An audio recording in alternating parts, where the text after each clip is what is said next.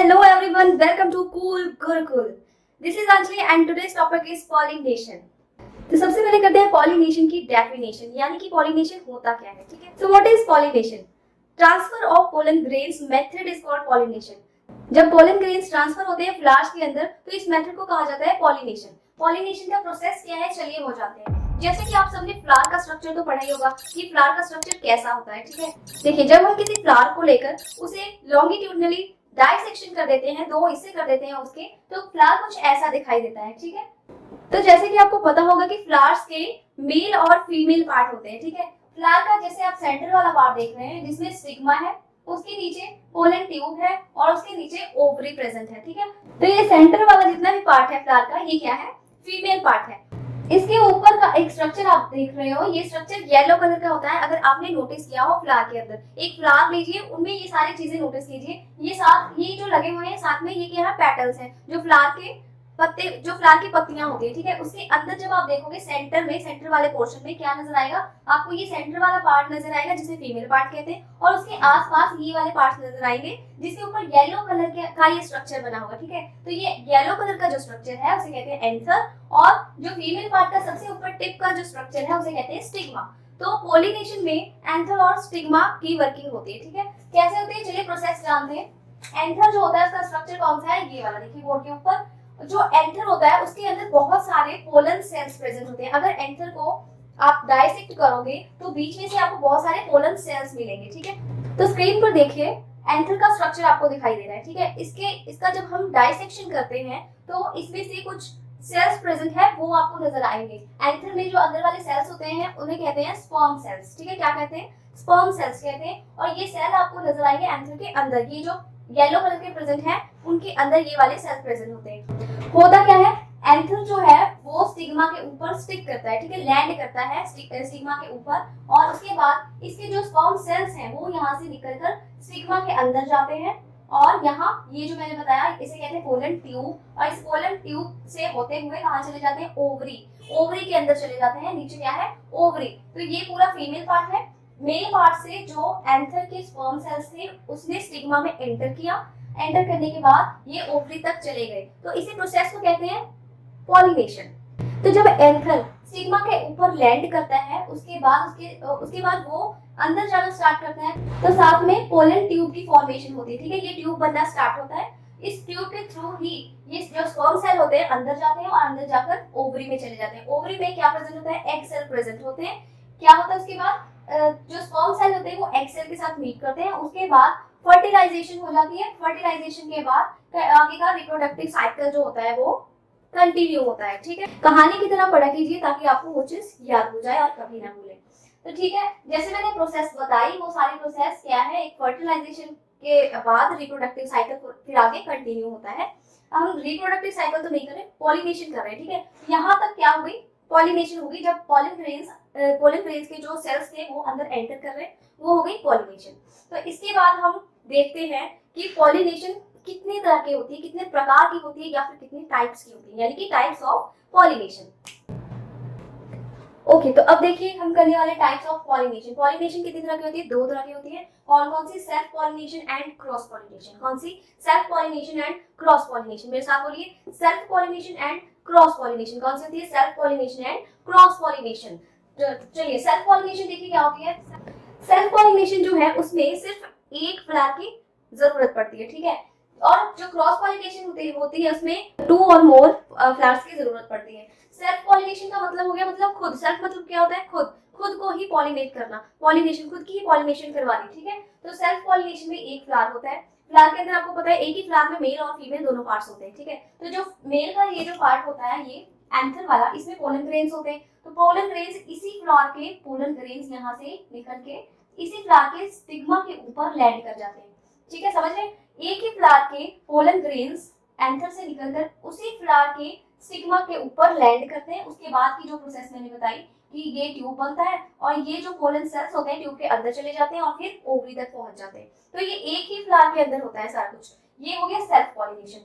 और अगर cross pollination की बात करें, 2 और मोर फ्लावर्स इसमें ज्यादा होते हैं। लाइक एक प्लांट है, कोई और प्लांट है, उसके अलावा कोई और तीसरा प्लांट है। तो मान लीजिए ये एक प्लांट है, उसका एक ये एक फ्लावर है, ठीक है। इसमें जो प्रेजेंट है क्या चीज, स्पर्म सेल्स जो प्रेजेंट है, पोलन ग्रेन जो प्रेजेंट है, पोलन ग्रेन इस वाले प्लांट के फ्लावर से निकल के इस वाले फ्लावर में, दूसरे प्लांट के फ्लावर में जाएगा और दूसरे प्लांट के स्टिग्मा के ऊपर लैंड करेगा, ठीक है। एक प्लांट का पोलन ग्रेन वहां से निकलकर किसी दूसरे प्लांट के फ्लावर के ऊपर, स्टिग्मा के ऊपर लैंड करेगा, ठीक है। ये एक ही फ्लावर में हो रहा था, लेकिन ये अलग अलग हो गए। तो या तो ये इसके पास जा सकता है या दूसरे वाले के पोलन ग्रेन्स इसके स्टिग्मा के पास आ सकते हैं। तो इस तरह से ये क्रॉस हो गया ना, एक दूसरे को क्रॉस पॉलिनेशन हो गया, ठीक है। इसका उधर जा रहा है, उसका इधर जा रहा है, तो इसका फिर किसी तीसरे की तरफ जा रहा है, तीसरे का चौथे की तरफ पोलन ग्रेन्स जा रहे हैं। तो इस तरह से ये क्रॉस पॉलिनेशन हो गया। तो जो सेल्फ पॉलिनेशन होता है, सबसे पहले ये बात करते हैं, आपको डिफरेंस थोड़ा सा पता चल गया। अब सेल्फ पॉलिनेशन को पहले हम डिस्कस करते हैं। जो सेल्फ पॉलिनेशन होती है ये क्वाइट सिंपल और फास्ट होती है। क्यों? क्योंकि अपने पास ही पोलन ग्रेन्स है, अपने पास ही फीमेल पार्ट स्टिग्मा है, तो फटाफट से पोलन ग्रेन्स बन रहे हैं, स्टिग्मा के ऊपर लैंड कर जाते हैं और पॉलिनेशन हो जाती है। तो बहुत ही सिंपल और फास्ट है। इसके अलावा रिडक्शन होती है जेनेटिक डाइवर्सिटी में। जेनेटिक डाइवर्सिटी में कैसे रिडक्शन होती है? जेनेटिक जो डाइवर्सिटी होती है मतलब जीन्स में चेंजेस आने, एक तरह का फ्लावर है, दूसरे तरह का फ्लावर होना, फिर किसी आप कहीं और जाते हो फिर देखते हो वो अलग तरह का फ्लावर बन रहा है, कैटेगरी एक ही है लेकिन जीन्स में चेंजेस आ रहे हैं। जैसे कि आपकी जेनेटिक डाइवर्सिटी होती है, आप में अलग अलग तरह के जीन्स प्रेजेंट होते हैं, मुझ में कुछ और जीन्स है, आप में कुछ और जीन्स है, आप किसी और तरह के दिखाई देते हो, मैं किसी और तरह के दिखाई देती हूँ, है ना। इस तरह से हम सब के फेसेस अलग अलग हैं। क्यों? क्योंकि जेनेटिक डाइवर्सिटी है हम लोगों में अलग अलग तरह के जीन्स प्रेजेंट है, जिसकी वजह से डाइवर्सिटी आती है, हम लोगों में फेस अलग अलग दिखाई देता है। उसी तरह से जब हम सेल्फ पॉलिनेशन की बात करते हैं तो इसमें जेनेटिक रिडक्शन आती है, मतलब कि जेनेटिक डाइवर्सिटी नहीं होती। ये जैसे फ्लावर है वैसे ही दोबारा से अलग फ्लावर बन जाते हैं, क्योंकि एक ही फ्लावर का तो पोलन ग्रेन है ना, उसी फ्लावर का पोलन ग्रेन है, उसी फ्लावर के स्टिग्मा में जा रहा है, तो एक ही तरह का उसी तरह का दूसरा फ्लावर भी बनेगा, उसी तरह का दूसरा प्लांट भी बनेगा, ठीक है। इस तरह से जेनेटिक डाइवर्सिटी में रिडक्शन आती है। सेम तरह के फ्लावर्स, सेम तरह के प्लांट्स इसमें बनते हैं, इसमें सेल्फ पॉलिनेशन में, जिस प्लांट्स में सेल्फ पॉलिनेशन होती है। इसके अलावा form same type of plants मैं आपको बता चुकी हूँ, जितने भी प्लांट्स बनते हैं वो सेम तरह के बनते हैं, क्योंकि इसमें सेल्फ पॉलिनेशन होती है। एक ही तरह के फ्लावर में एक ही तरह का पोलन ग्रेन जा रहा है, तो एक ही तरह के जेनेटिक मटेरियल्स ट्रांसफर हुए ना, इसीलिए जो नए प्लांट्स बनते हैं वो सेम तरह के बनते हैं। जेनेटिक डाइवर्सिटी इसमें रिडक्शन होती है। इसके अलावा इसके ऑपोजिट अगर हम क्रॉस पॉलिनेशन की बात करें तो क्रॉस पॉलिनेशन में क्या होता है, जेनेटिक डाइवर्सिटी इंक्रीज होती है। इंक्रीज अब क्यों होती है? क्योंकि एक प्लांट का पोलन ग्रेन जो है, एक प्लांट के पोलन ग्रेन्स वो किसी और तरह के प्लांट के स्टिग्मा के ऊपर जाते हैं, तो जेनेटिक जो मटेरियल है वो एक्सचेंज होता है। इसका जो पोलन ग्रेन का जेनेटिक मटेरियल था वो किसी और तरह के फ्लावर के जेनेटिक मटेरियल के साथ अपने जीन्स को शेयर कर रहा है, तो इसके कैरेक्टर उसमें भी जाएंगे, है ना। ये अपने कैरेक्टर लेकर किसी और के कैरेक्टर में जाएगा तो कैरेक्टर चेंज हो जाएगा, एक नई तरह का कैरेक्टर बनेगा। इस तरह से इसमें जेनेटिक डाइवर्सिटी आएगी, अलग तरह के प्लांट्स बनेंगे जिसमें क्रॉस पॉलिनेशन हो रही है, ठीक है। आपको समझ में आया? अपने जीन्स लेकर ये पोलन ग्रेन्स किसी और तरह के जीन्स वाले फ्लावर में जाएगा, उसके स्टिग्मा में जाएगा, उसके साथ कंबाइन करेगा, अपने जेनेटिक मटेरियल शेयर करेगा, उसके किसी और तरह के, इसके किसी और तरह के, दोनों मिलकर एक नया प्लांट क्रिएट करेंगे, ठीक है। इस तरह से यहाँ पे जेनेटिक डाइवर्सिटी इंक्रीज हो रही है, कि अलग अलग तरह के प्लांट्स बना रहे हैं, अलग अलग तरह के यहाँ पे आपको फ्लावर्स देखने को मिलेंगे। तो इसके अलावा क्रिएट करें यूनिक और ऑफस्प्रिंग्स, ये आपको बता चुके हैं कि यूनिक तरह के, अलग तरह के ये ऑफस्प्रिंग्स नए प्लांट्स प्रोड्यूस करने वाले हैं, क्रॉस पॉलिनेशन वाले प्लांट्स।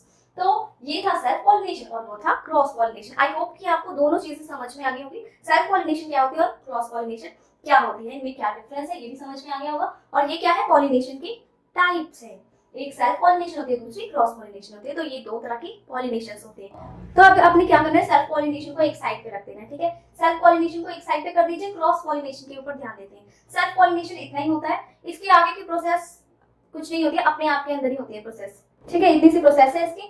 क्रॉस पॉलिनेशन में थोड़ा सा और है आगे जो मैं आपको बताने जा रही हूँ। क्रॉस पॉलिनेशन में क्या होता है, इसे कुछ एजेंट्स की जरूरत होती है। कौन से एजेंट्स की जरूरत होती है? जो इनके पोलन ग्रेन्स को एक प्लांट से दूसरे प्लांट तक पहुंचाने के लिए इनकी हेल्प करे। समझ गए आप?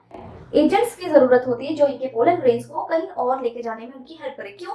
क्योंकि प्लांट्स जो होते हैं उनमें लोकोमोशन तो होती नहीं है। लोकोमोशन क्या होती है? एक जगह से दूसरी जगह पर मूव करना, जैसे कि आप करते हैं, ठीक है। एक जगह से दूसरी जगह पर जा सकते हैं, तो एक जगह से आप दूसरी जगह पर चल के जा सकते हैं, यानी कि आप में लोकोमोशन की जो एबिलिटी है। लेकिन प्लांट्स क्या है, प्लांट्स जो है लोकोमोशन नहीं कर सकते, ये एक जगह से दूसरी जगह पर नहीं जा सकते।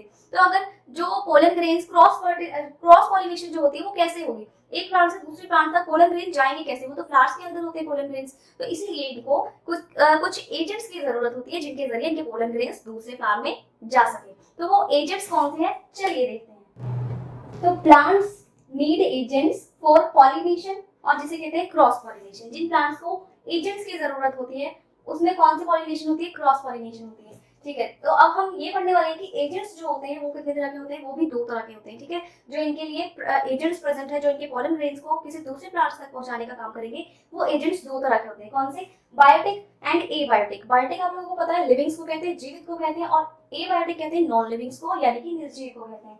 जो बायोटिक होते हैं उनमें जैसे एनिमल्स, बर्ड्स, इंसेक्ट्स एक्सेट्रा, ये सारे जो होते हैं ये पॉलिनेशन करते हैं। और एनिमल्स के थ्रू जो पॉलिनेशन होती है उसे कहते हैं जूफिली। क्या कहते हैं, जूफिली कहते हैं।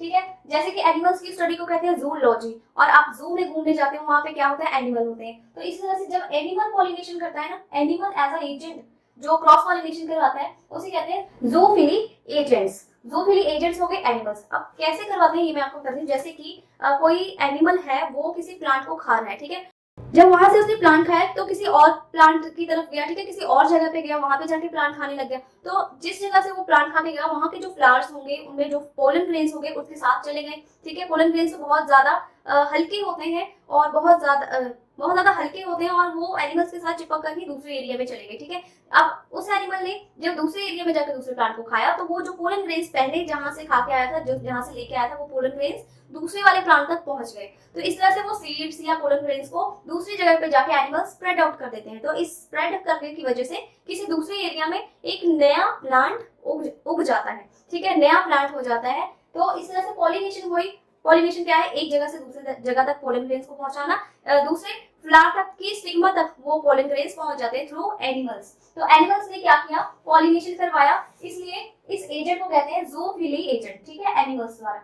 तो अगर बर्ड की अगर बात करें तो ये भी वैसे ही होता है। बर्ड्स भी ऐसे ही एक प्लांट पे बैठती हैं तो वहां से पोलन ग्रेन्स दूसरे प्लांट्स तक ट्रांसफर कर देते हैं। इंसेक्ट की अगर बात करें तो आप एग्जांपल ले सकते हो हनी बी जैसे आपने देखा होगा, और भी इस तरह के काफी इंसेक्ट्स वगैरह होते हैं जो पेड़ पौधों के ऊपर, फ्लावर्स के ऊपर बैठते हैं। ठीक है, तो हनी बी जैसे बैठती है तो फ्लावर के बिल्कुल सेंटर वाला जो पार्ट होता है वहां पे क्या होता है, हर फ्लावर के सेंटर वाले पार्ट में क्या होता है, नेक्टर प्रेजेंट होता है। नेक्टर क्या होता है, लिक्विड पदार्थ होता है, या फिर आप इसे इजी लैंग्वेज में कह सकते हो कि ये एक तरह का रस होता है, फ्लावर का रस होता है। तो उस रस को, उस नेक्टर को हनी बीज क्या करती हैं, उस नेक्टर्स को पीती हैं वहां से, फ्लावर से। ठीक है, और वहां से लेकर जाती हैं, पेट के अंदर नहीं लेकर जाती, वो वहां से ले लेते हैं उस चीज को, अपने माउथ में रखती है, लेकर जाती है अपने छत्ते में। ठीक है, वो जो हनी बीज का छत्ता होता है अपने छत्ते में लेके जाती है, वहां पे जाती है और वहां पे नेक्टर को कलेक्ट करती हैं। तो ऐसे कलेक्ट करते वहां पे फिर आगे केमिकल प्रोसेसेस होती हैं। उसके बाद उस फ्लावर की नेक्टर से शहद बन जाता है, जो हम हनी खाते हैं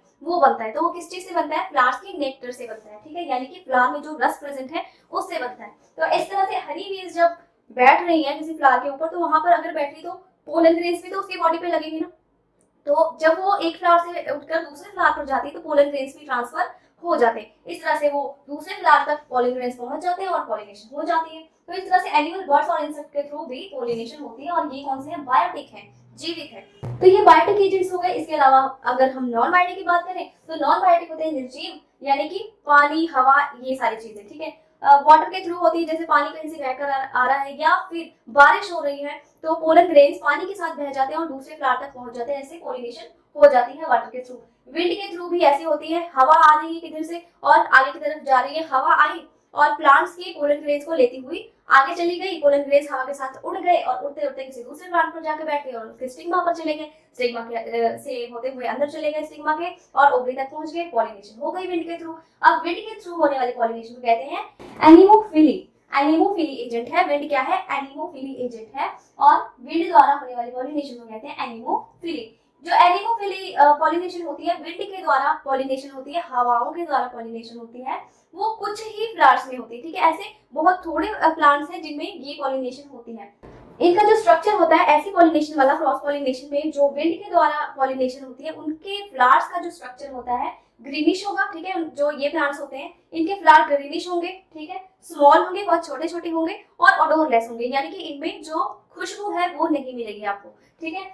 इसके अलावा नो कलरफुल पेटल्स, जो आप फ्लावर्स के अलग अलग कलरफुल पेटल्स देखते हो ना, किसी में रेड है, किसी में ब्लू है, किसी में ग्रीन है, किसी में येलो है, येलो कलर के फ्लावर्स होते हैं, पेटल्स होते हैं उसके, इस तरह का आपको इस चीज में देखने के लिए नहीं मिलेगा। ये सिंपल से होते हैं। जैसे आप ग्रासेस देखते हो ना, ग्रास में छोटे छोटे फ्लावर्स कितने खूबसूरत लगे होते हैं, उनमें भी पोलन ग्रेन्स होते हैं, उनमें भी मेल एंड फीमेल पार्ट्स होते हैं, लेकिन उनका स्ट्रक्चर जो होता है वो थोड़ा सा बाकी फ्लावर्स से थोड़ा सा अलग होता है। वो ग्रीनिश से दिखेंगे, सिंपल, एकदम सिंपल से स्मॉल होंगे, छोटे छोटे होंगे और ओडोरलेस होंगे, यानी कि उनमें खुशबू नहीं होगी। इसके अलावा लैक ऑफ फ्लावर्स, ऐसे प्लांट्स में फ्लावर्स जो है बहुत कम बनते हैं, ठीक है। फ्लावर्स की गिनती जो होती है कम होती है।